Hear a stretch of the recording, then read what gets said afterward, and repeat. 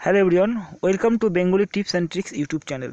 On screen আপনারা দেখতে পাচ্ছেন যে ক্লার্কশিপ মেন পরীক্ষা 6 ডিসেম্বর হতে চলেছে এবং শূন্যপদ রয়েছে 7227টি।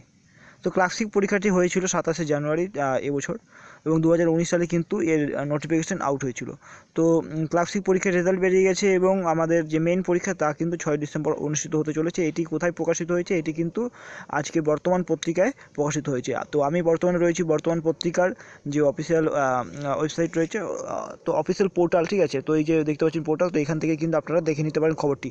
তাহলে চলুন এবার বিস্তারিত খবরটি জেনে নিই।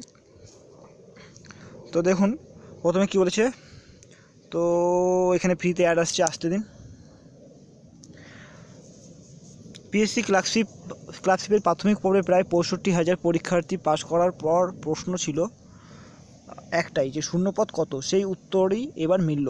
খুব শিগগির রাজ্য সরকারের বিভিন্ন দপ্তরে ক্লার্ক পদে লোয়ার ডিভিশন অ্যাসিস্ট্যান্ট এলইডি যে ক্লার্ক, তো চাকরি পেতে চলেছেন প্রায় 7,227 জন। অর্থাৎ আগামী 6 ডিসেম্বর ক্লার্কশিপের যে মেন পরীক্ষা পার্ট 2, তাদের মধ্যে থেকেই এই নিয়োগ হতে চলেছে। তারা এখানে কিন্তু স্পষ্ট বলা আছে 6 ডিসেম্বর মেন পরীক্ষা হতে চলেছে।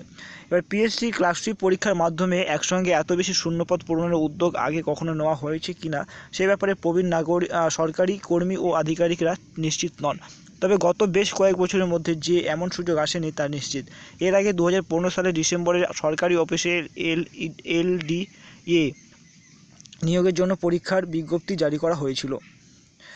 2016 সালে ক্লার্কশিপ পার্ট 1 ও 2 পরীক্ষা নেয় স্টাফ সিলেকশন কমিশন।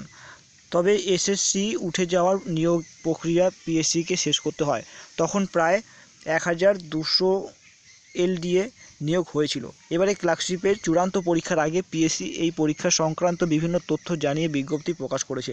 এখানে মোট শূন্যপদের সংখ্যা উল্লেখ আছে। সাধারণ, তপশিলি জাতি, উপজাতি, ওবিসি প্রভৃতি শ্রেণীর জন্য মোট কতগুলি শূন্যপদ আছে সেটাও জানানো হয়েছে। সাধারণ বা অসংরক্ষিত প্রার্থীদের জন্য শূন্যপদের সংখ্যা রয়েছে 2,971টি। পিএসসি জানিয়েছে, নিয়ম অনুযায়ী প্রতিটি শূন্যপদের জন্য 10 জন করে পরীক্ষার্থীকে মেন বা পার্ট 2 এর পরীক্ষায় বসার জন্য ডাকা হয়। অর্থাৎ 10 গুণ প্রার্থীকে কিন্তু এবার ডাকা হয়েছে মেন পরীক্ষা দেওয়ার জন্য। কিন্তু পার্ট 1 ইংরেজি, অঙ্ক ও জেনারেল নলেজের উপর নেওয়া মাল্টিপল চয়েস পরীক্ষার নির্ধারিত কাট অফের তুলনায় অনেকেই কম নম্বর পেয়েছেন। তাই কয়েকটি শ্রেণীতে এই নিরিখে প্রার্থীদের ডাকা যায়নি। তাই পার্ট 2 পরীক্ষায় বসার যোগ্যতা অর্জনকারী প্রার্থীদের কিছুটা সংখ্যা কম।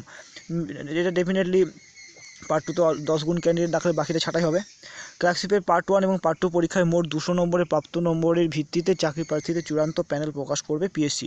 তবে এরপর সফল প্রার্থীদের কম্পিউটার টাইপ পরীক্ষা বসতে হবে। ইংরেজিতে মিনিটে 20টি বা বাংলায় 10টি টাইপ করতে পারলেই, মানে মিনিটে কিন্তু 20টি শব্দ ওকে টাইপ করতে পারলেই তারা চাকরি পাবেন। কম্পিউটার টাইপ পরীক্ষায় কেউ ব্যর্থ হলে প্যানেল থেকে সেই জায়গায় অন্যদেরকে ডাকা হবে। পার্ট 2তে 50 নম্বরের ইংরেজি এবং 50 নম্বরের বাংলা, হিন্দি, উর্দু, নেপালি ও সাঁওতালি ভাষার মধ্যে একটিতে লিখিত পরীক্ষা হবে। এই ক্লার্কশিপ পরীক্ষার বিজ্ঞপ্তি জারি হয়েছিল 2019 সালে ফেব্রুয়ারি মাসে। চাকরি প্রার্থীদের কাছ থেকে অনলাইনে আবেদন জমা নেওয়া হয়। পার্ট 1 পরীক্ষা হয় এই বছরের 27শে জানুয়ারি। আগামী 6 ডিসেম্বর কলকাতা ছাড়াও শিলিগুড়ি, আসানসোল, বহরমপুর পার্ট 2 পরীক্ষা নেওয়া হবে। তাহলে সেন্টার কোথায় কোথায় রয়েছে? কলকাতা, শিলিগুড়ি, আসানসোল, বহরমপুর, ঠিক আছে। তো ভিডিওতে কি ছিল, অসংখ্য ইনফরমেশন ছিল বন্ধুরা। এখানে আমাদের পরীক্ষার সেন্টার জানা গেল, কতগুলো ক্যান্ডিডেটকে পাস করানো হয়েছে সেটা জানা গেল। তারপরে বন্ধুরা কত শূন্যপদ রয়েছে জেনারেলদের জন্য সেটাও কিন্তু জানা গেল। তো হিউজ ইনফরমেশন আমি চেষ্টা করলাম আপনাদের থেকে দেওয়ার। তো আপনাদের একটাই কাজ, শুধু ভিডিওটা লাইক করে দিতে হবে, ঠিক আছে।